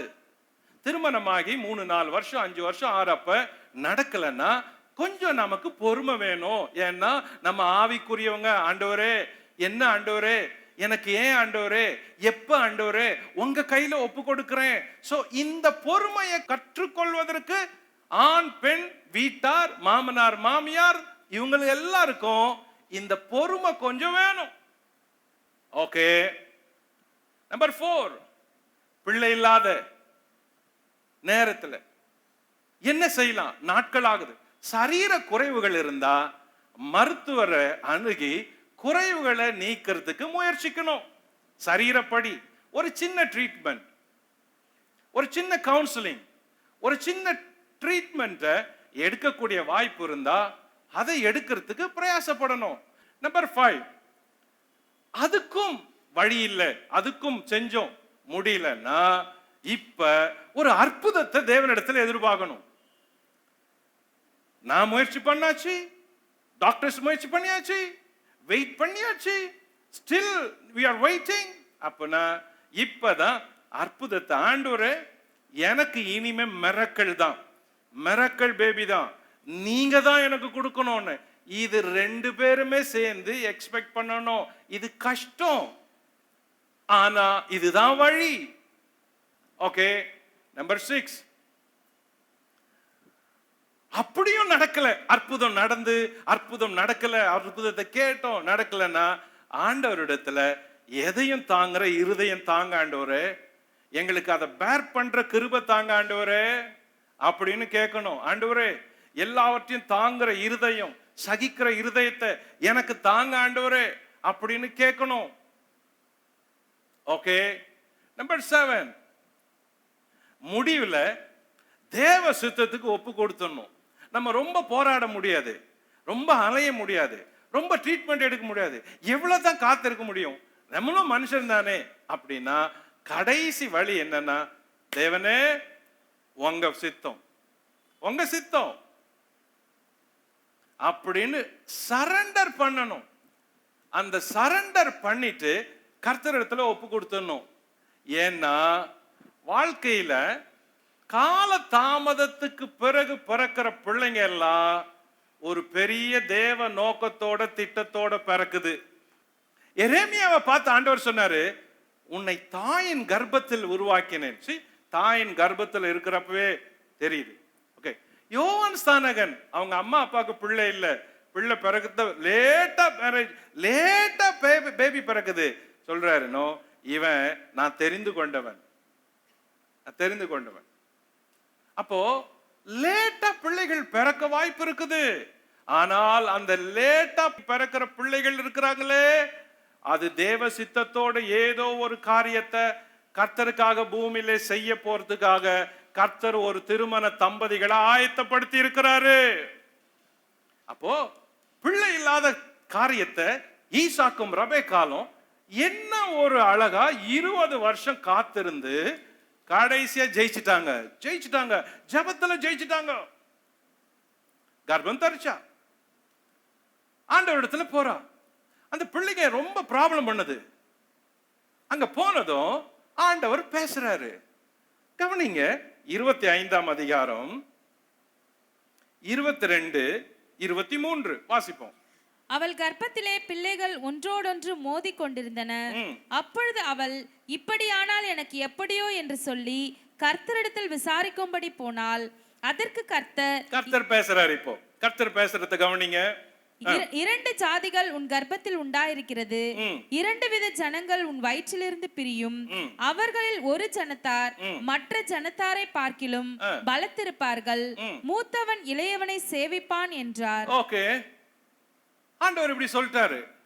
கவனிங்க, 2 இனங்கள் உன் கர்ப்பத்துல உண்டா இருக்குது, 2 வித ஜனங்கள் உன் வயிற்றிலிருந்து பிரியும், அவர்களில் ஒரு ஜனத்தார் மற்ற ஜனத்தாரை பார்க்கிலும் பலத்திருப்பார்கள், மூத்தவன் இளையவனை சேவிப்பான். இந்த வெளிப்பாடு தேவன் கொடுத்துட்டாரு.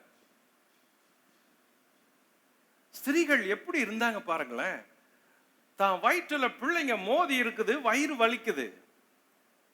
மக்களிடத்துல போனா ஜனங்கள்லாம் ஸ்திரீகள்லாம் நோ சொல்லிட்டாங்க, எங்களுக்கு தெரியல, உனக்கு வித்தியாசமா இருக்குதுன்னு. புருஷன் என்ன பண்ண முடியும்? சோ வீர ஸ்திரீகள், விசுவாச ஸ்திரீகள், வைராக்கியமா பாஞ்சு கர்த்தரை நம்பின ஸ்திரீகள், எவ்வளோ ஒரு ஆழமா வைரம் போல பக்தி பதிஞ்சிருந்தா என் பிரச்சனைக்கு தீர்வு தேவன்கிட்ட தான் அப்படின்னு போறாங்க. அத தேவன் பார்க்கிறாரு. ஈசாக்கு கிட்ட கூட இதை சொல்லல, ரெபெக்காள் கிட்ட சொல்றாரு. ஆமாமா, ஆமா, உன் வயிற்றுல கர்ப்பம் உண்டாயிருது, 2 இனம், 2 தேசத்தாரு, ஒருவர் இருப்பாங்க, ஆனா ஒருத்தரை அதிகமா ஆசீர்வதிப்பேன், மூத்தவனோட இளையவன் நல்லா இருப்பான் அப்படின்னு சொல்லி தேவன் பேசுறாரு. சரி, ஏன் இப்படி சொன்னாரு? எதுக்காக தேவன் இப்படி சொன்னாரு? அதான் ரொம்ப முக்கியம். இதுதான் இந்த அதிகாரத்தினுடைய பின்னால இருக்கிற தொடர்ச்சி வருது. சோ பிள்ளைகள் ஒன்றோடு ஒன்று மோதி கொண்டிருந்தது. அதுக்கு பிறகு மூத்தவன் பிறக்கிறான். கவனிப்போம். இப்போ 24ஆம் வசனம். பிரசவ காலம் பூரணமான போது அவள் கர்ப்பத்தில் இரட்டை பிள்ளைகள் இருந்தது. மூத்தவன் சிவந்த நிறமுள்ளவனாயும் சர்வாங்கமும் ரோம அங்கி போர்த்தவன் போலவும் வெளிப்பட்டான். அவனுக்கு ஏசா என்று பெயரிட்டார்கள். பின்பு அவன் சகோதரன் தன் கையினாலே ஏசாவின் குதிங்காலை பிடித்துக்கொண்டு வெளிப்பட்டான். அவனுக்கு யாக்கோபு என்று பெயரிட்டார்கள். இவர்களை அவள் பெற்றபோது ஈசாக்கு 60 வயதா இருந்தான். டெலிவரி டைம் வந்துட்டு ரெபெக்கால் பிரசவ காலம், பிரசவம் ஆரம்பிக்குது. எல்லாம் சுத்தி நிக்கிறாங்க மருத்துவச்சிகள். அப்போ அவ வேதனையில துடிக்கிறா தாய். முதல் பிள்ளை வரப்ப பிள்ளை ரொம்ப சிவப்பா இருக்குது. அந்த பிள்ளை சிவப்பா இருக்கிறப்ப பிள்ளையின் மேல பார்த்தா ஒரே ரோமம் அதிகமா இருக்குது. என்னடா இது வித்தியாசமா இருக்குது அப்படின்னு அதை பார்த்துட்டே இருக்கிறப்ப அந்த பையன் காலை பிடிச்சிட்டு இன்னொரு கை நிக்குது. அடட, ரெண்டாவது பிள்ளை அப்படின்னு சொல்லி அந்த முதல் பிள்ளை வெளியே வர்றதுக்கும் அந்த ரெண்டாவது பிள்ளை வெளியே வர ஆரம்பிக்கிறதுக்கும் உறவு பார்த்தீங்கன்னா காலும் கையும் இணைஞ்சு இருக்குது. ஏசாவின் காலை யாக்கோபின் கை பிடிச்சிருக்குது. பிறப்பு என்ன சொல்லுது? கர்ப்பத்திலிருந்து பிறக்கிறப்பவே சகோதரன் ஒன்னா இருக்கணும் அப்படின்னு பாடம் சொல்லுது. யாக்கோபு தான் அண்ணனுடைய காலை பிடிச்சு வர்றது அது சகோதர சிநேகத்தின் அடையாளத்தை காட்டுது. சகோதர உறவுகளின் இணைப்பை காட்டுது. அது சகோதரன் மேல சகோதரன் வச்சிருக்கிற அன்பை காட்டுது. தாயின் கர்ப்பத்தில் உள்ளிருந்து வெளியே வரப்பவே அந்த சிநேகங்கள் முத்திரிக்கப்பட்டது போல தெரியுது. எல்லாரும் பார்க்கறாங்க. அப்படின்னா வாழ்க்கையில எவ்வளவு ஈஸியா பிரிஞ்சிடுறோம்.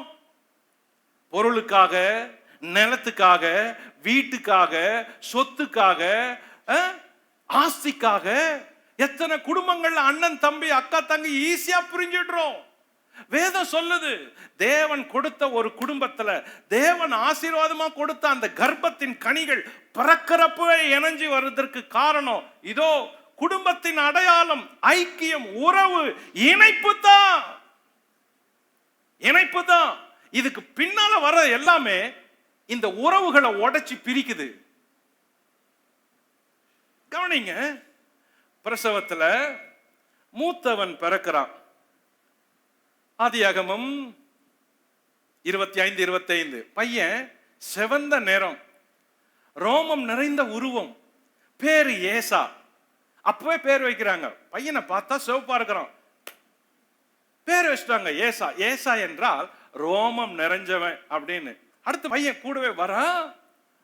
அவன் பிரசவத்துல இளையவன். லிசன், நான் இளையவன் சொல்றேன். வேதம் என்ன சொல்லுது பாருங்க. வேதம் என்ன சொல்லுது? 26. பின்பு அவன் சகோதரன் தன் கைகளினாலே ஏசாவின் குதிங்காலை பிடித்து கொண்டு வெளிப்பட்டான். இதுதான் பிரதர், சகோதர உறவின் அடையாளம். என்ன அழகா சொல்லுது பாருங்க. அந்த வார்த்தை ரொம்ப முக்கியம். முதல்ல சொல்லுது மூத்தவன் சிவந்த மேனி, ரோமம் அடர்ந்த உருவத்துல பிறக்கிறான். அடுத்தது என்ன சொல்லி இருக்கணும்? இளையவன் சொல்லி இருக்கணும். சொல்லல, அவன் சகோதரன் அப்படின்னு சொல்லுது. அந்த சகோதரன் சொல்றதுக்கு அடையாளம் இந்த உறவு தான். இதுக்கு தான் சபையில கூட சகோதர சிநேகம் நிலைச்சிருக்க கடவுது அப்படின்னு சொல்லுது. அப்போ அவன் சகோதரன், அவன் காலை பிடிச்சு வெளியே வரான். வேதம் சொல்லுது அவன் வெளிப்பட்டதும் அவனுக்கு யாக்கோபு அப்படின்னு பேர் வைக்கிறாங்க. யாக்கோபுனா குதிங்காலை பிடித்தவன் அப்படின்னு பொருள். அதே நேரத்தில் மீனிங்கோட வைக்கிற பேரு. ஏசாக்கு என் பேரு ரோமம் அதிகமா இருந்துச்சு, ஏரி பாய், அதனால ஏசா. அந்த பையன் கை காலை பிடிச்சிட்டு வருது. ஓகே, காலை பிடிச்சிட்டு வரான், அண்ணனுடைய காலை பிடிச்சிட்டு வரான். ஓகே, யாக்கோபு. குதிங்காலை பிடிச்சவன் அப்படின்னு வச்சுட்டாங்க. இதுக்கு பிறகு பெயர்கள் மாறும், பொருள் மாறும். ஆனா அந்த பிரசவ நேரத்துல சொல்ற காரியங்கள் இவைங்க. பிள்ளைங்க வளர்றாங்க. அடுத்த வசனம் சொல்லுது, அடுத்த வசனம், பிள்ளைங்க பெரியவங்களா ஆகுறாங்க. 27. இந்த பிள்ளைகள் பெரியவர்கள் ஆனபோது ஏசா வேட்டையில் வல்லவனும் வனசஞ்சாரியுமாய் இருந்தான். யாக்கோபு குணசாலியும் கூடாரவாசியுமாய் இருந்தான். இந்த இப்ப வளர்ந்துட்டாங்க, பிள்ளைங்க பிறக்குறாங்க, வளர்ந்துடுறாங்க. இப்ப 15 வயசா அவங்களுக்கு, 15 வயசு ஆயிட்டு பிறகு அந்த மாதிரி ஒரு இன்சிடென்ட் நடக்குது. வேதம் இவங்களை பிரசன்ட் பண்றப்ப ரொம்ப அழகா பிரசன்ட் பண்ணுது. ஏசா இந்த பிள்ளைங்களை சொல்றப்ப பிள்ளைங்க வாலிப பசங்க ஆயிட்டாங்க. வாலிப பசங்களை ஆயிட்டதுமே விஷயங்களை வேதம் சொல்ற அழக பாருங்க. இந்த பிள்ளைகள் பெரியவர்கள் ஆன போது வளர்ந்துட்டாங்க. ஏசா வேட்டையில் வல்லவன் வனசஞ்சாரி, அவன் ஃபீல்ட செலக்ட் பண்ணிட்டான். என்ன சொல்லுது? வேட்டையில் வல்லவன் வனசஞ்சாரி. வனாந்தரத்துல வாழ்றதுக்கு வேலை செய்யறதுக்கு ரொம்ப பிரியம். ஓப்பனா எப்ப பாரு வெளியே சுத்திட்டு இருக்கிறான். அவன் மிருகம் போல உழைக்கக்கூடியவன், நல்ல பராக்கிரமசாலி. அவன் உருவம் எப்படியோ அவன் தொழிலும் அதே மாதிரி செலக்ட் பண்ணிக்கிட்டான். சரி, இத வேற ஒரு மொழிபெயர்ப்பு என்ன அழகா சொல்லுது பாருங்க, என்ன ரொம்ப கேட்ச் பண்ணது. ஈசா was a designing and deceitful man and an expert hunter in the field. கரெக்டா திட்டம் போட்டு வஞ்சிக்க தெரியும் அவனுக்கு. திட்டம் போட்டு கரெக்டா திட்டம் போட்டு வஞ்சிக்க தெரியும். அதாவது அதுல எப்படி அவன் எக்ஸ்பர்ட் ஆனான்னா, வேட்டையில வல்லவனா. வேட்டைக்கு போய் ஒரு மானை எப்படி பிடிக்கலாம், ஒரு ஒரு ஒரு பெரிய மிருகத்தை எப்படி வந்தா அதை எப்படி வலைய வச்சா எப்படி போட்டா அது எப்படி அகப்படும். சரி, அவன் பிராக்டிஸ் பண்ணது, அவன் தன்னை வளர்த்துக்கினது, அவன் ட்ரையல் பார்த்தது எல்லாம் காட்டுல மிருகங்களோட. அதே புத்தி அதே எண்ணத்தை மனுஷரிடத்துல அப்ளை பண்ணான். உன் தொழில் எதுவோ அதுதான் உன் குணத்தை காட்டும்.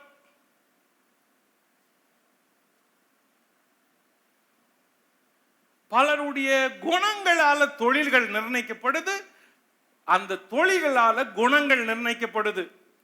ஏன் பிரதர் வட்டிக்கு விடுற? பண தேவைங்க. ஏன் இவ்வளவு கடினமா இருக்கிற? ஆமா, 5ஆம் தேதி காசு வரல, வாசல்ல வந்து நின்னுடுவேன். 5ஆம் தேதி வட்டி காசு வரல, அந்த மாதிரி எவ்வளவு பேர் இருக்கிறான்ல. ஏன்? தொழில். அவன் தொழில் எப்படியோ அவன் குணம் அப்படி. ஏசாவினுடைய குணம் அவன் தொழில பேஸ் பண்ண இருந்ததுனால கல்லு மனசுக்காரன் பாலி, மிருக குணம் உள்ளவன் மாதிரி, இரக்கம் இல்லாதவன் மாதிரி, கன்னிங் பர்சன் மாதிரி அதை அப்படியே வளர்க்க ஆரம்பிச்சுட்டான். ஓகே, இன்னொரு பையன் பேரு யாக்கோபு. அவனை பத்தி சொல்லுது குணசாலியும் கூடாரவாசியும். அதுக்கு அந்த மொழிபெயர்ப்பு ரொம்ப அழகா சொல்லுது. Jacob was a perfect and wise, dwelling in the tent, feeding flocks and learning the instruction of the Lord and the commands of his father and mother. அவன் குணசாலியும் கூடாரவாசியுமா இருந்தான். அப்படின்னா இந்த பையன் எப்பவுமே வீட்லயே இருந்துச்சு அப்படின்னு நினைச்சுக்க கூடாது. இந்த பையன் வீட்லயே இருந்து மந்தைய ஃபீட் பண்ணுது, மந்தைகளை காப்பாத்துது. அப்பா கிட்ட போய் அம்மா கிட்ட போய் தேவனுடைய கற்பனைகளை சொல்லுங்கன்னு உட்கார்ந்து உட்கார்ந்து கேட்டு அதை கத்துக்குச்சு. அதனால இந்த பையனுக்கு குணசாலியான குணம் வந்துருச்சு. ஏன்? அவன் தொழில், அவன் விருப்பம் எப்படியோ, அவன் தொழில் எப்படியோ, அவன் குணமும் அப்படிதான். அது அவன் இருதயத்தை காட்டுது, இருதயத்தை காட்டுது. அதுக்கு தான் சில தொழில்களை செய்யக்கூடாது அப்படின்னு சொல்றோம். ஏன்? எல்லா தொழிலும் நல்லத்தன பிரதர் அப்படின்னு சொல்ல முடியாது. சில வியாபாரங்களை விசுவாசிகள் செய்யக்கூடாது. ஏன்? அது உன் குணத்தை காட்டுது, உன் இருதயத்தை மாத்துது, உன் புத்தியை மாத்துது. சூதுள்ள தொழில், வஞ்சகம் நிறைந்த தொழில், லஞ்சம் வாங்குற தொழில் உன் எண்ணத்தை மாத்துது, உன் இருதயத்தை மாத்துது. யாக்கோபு குறிச்சு சொல்றப்ப அவன் குணசாலி. எப்படி அவனுக்கு அந்த குணம் வந்துச்சு? அப்பா அம்மா கிட்ட போயிட்டு ஆண்டவரை பத்தி சொல்லுங்க, ஆண்டவரை பத்தி சொல்லுங்க. சோ குணங்கள் மாறி மாறி அவன் குடாரவாசியா இருந்தான், குணசாலியா இருந்தான். இப்போ எது ஆண்டவருக்கு பிரியமா இருக்கும் பாருங்க.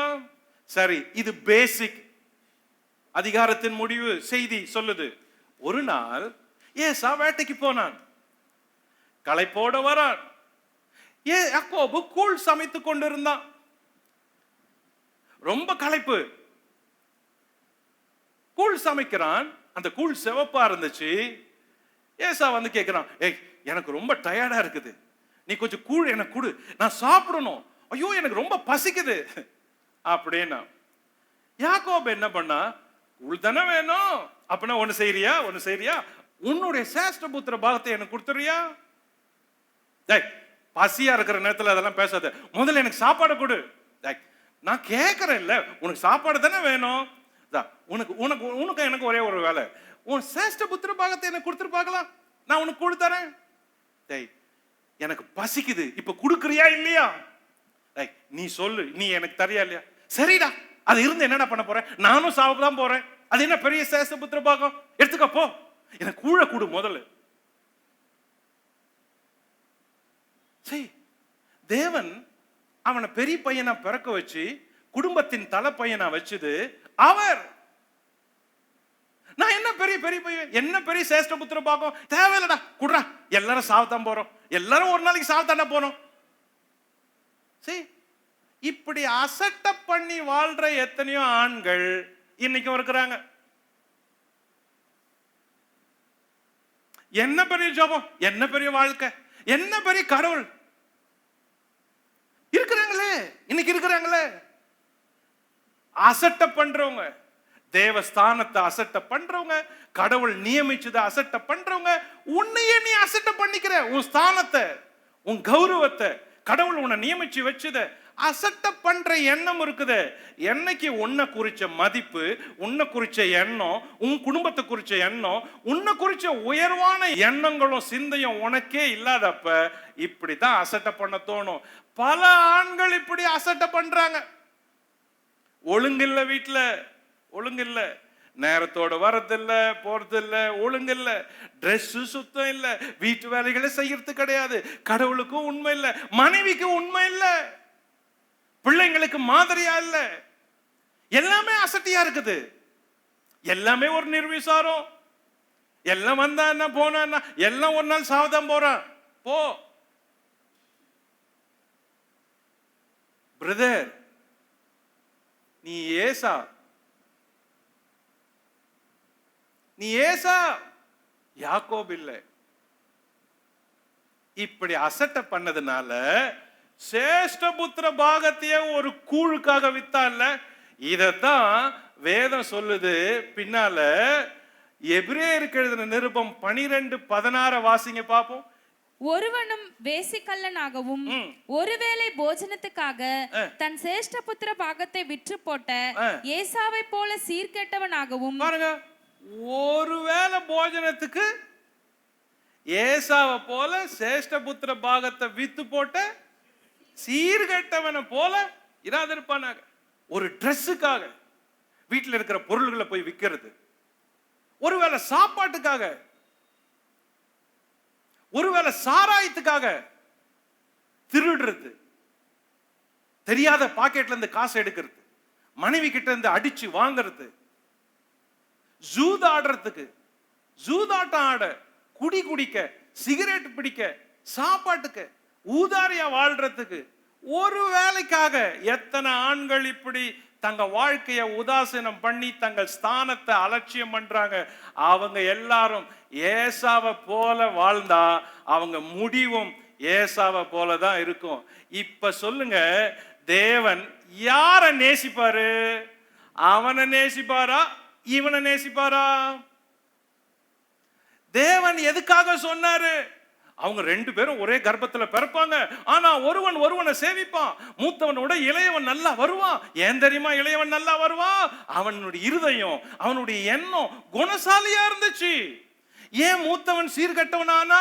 அவன் இருதயம் துச்சமா இருந்துச்சு, அசட்ட பண்ணா, எல்லாத்தையும் ஈஸியா எடுத்தா, எல்லாத்தையும் ரொம்ப கேர்லெஸ்ஸா பேசினா, எல்லாத்தையும் தூக்கி எறிஞ்சான். அவன் லைஃப வேல்யூ பண்ணல, காரியங்களை வேல்யூ பண்ணல, கடவுளை வேல்யூ பண்ணல, மனுஷர்களை வேல்யூ பண்ணல, எதையுமே அவன் கண்டுக்கல.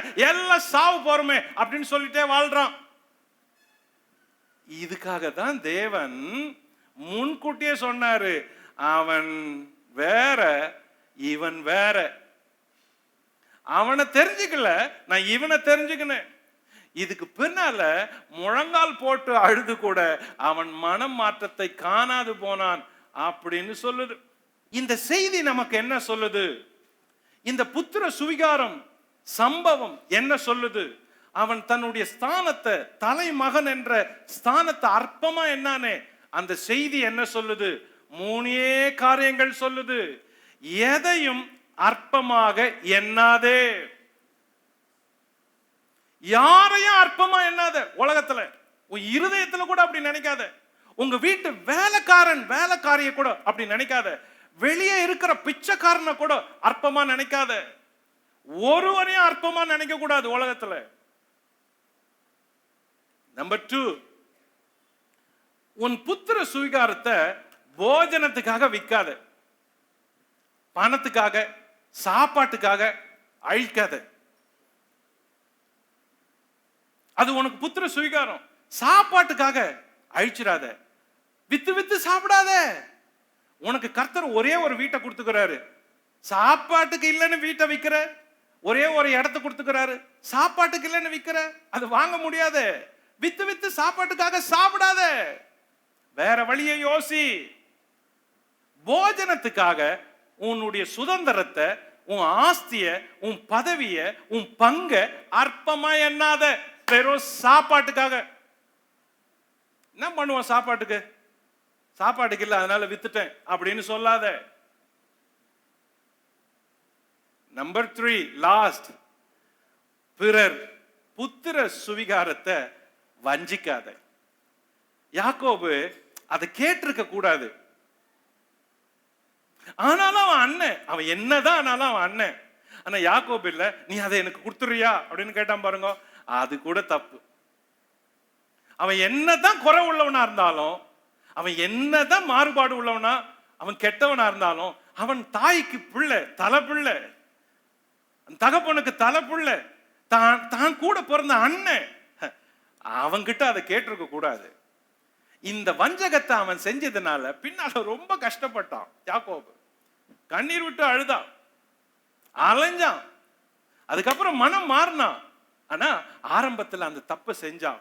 எனக்கு அன்பானவர்களே, யாக்கோபும் ஏசாவும் நமக்கு முன்பே இருக்கிற மாதிரிகள், உங்களுக்கு முன்னே இருக்கிற மாதிரிகள்.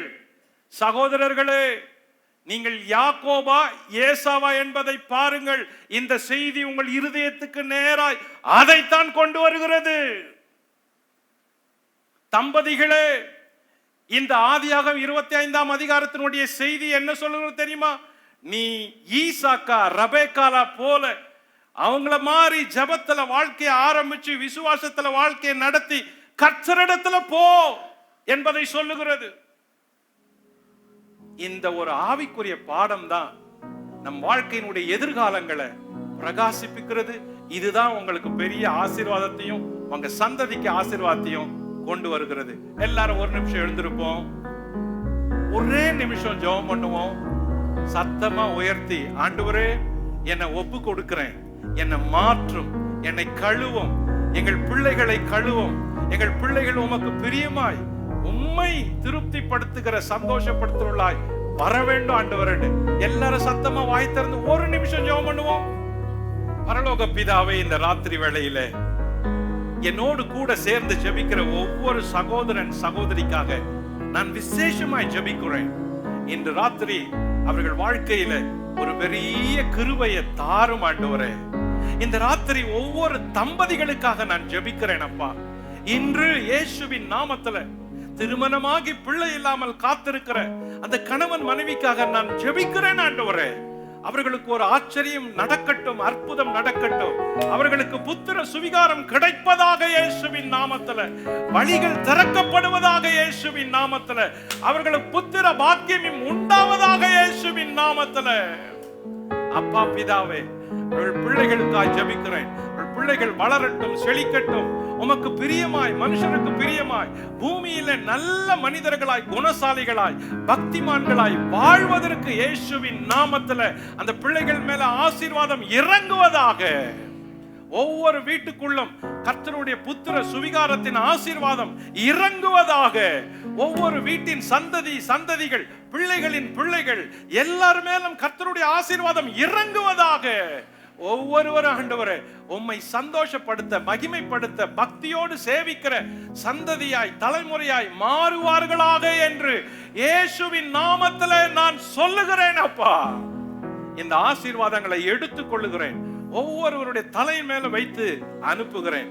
ஆசீர்வாதமாய் இருக்கட்டும், இயேசுவின் நாமத்தில் பிதாவே, ஆமென்.